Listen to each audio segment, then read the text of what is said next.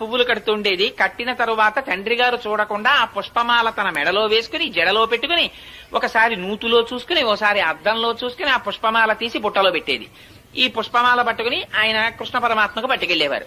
అర్చకులు ఆ పుష్పమాల అలంకారం చేద్దామని తీస్తే అందులో మామూలుగా పువ్వు కొండవలసినటువంటి వాసన కన్నా కూడా దివ్యమైన పరిమళం కనపడింది. ఇటు మల్లె పువ్వులా కాకుండా ఇంత పరిమళాలు వస్తున్నాయి ఏమిటి పువ్వులని, బహుశా ఇదంతా భట్టనాథుల యొక్క తపఫలితం అయి ఉంటుంది, ఆయనకున్న కైంకర్యనిష్ట అయి ఉంటుంది అనుకున్నారు. ఏమిటి ఇంత వాసన అర్చకులు మార్చి మార్చి ఆ పూలదండని చూస్తుంటే అందులో దీర్ఘకేశం కనపడింది, అంటే పొడుగాటి వెంట్రుక. ఆ పొడుగాటి వెంట్రుక చూసి ఇది స్త్రీలదే అని గుర్తించారు. స్త్రీల వెంట్రుక పూలదండలోకి ఎందుకు వచ్చింది? భట్టనాథులు వేరొక స్త్రీ అలంకరించుకున్న దండ పట్టుకురారు కదా.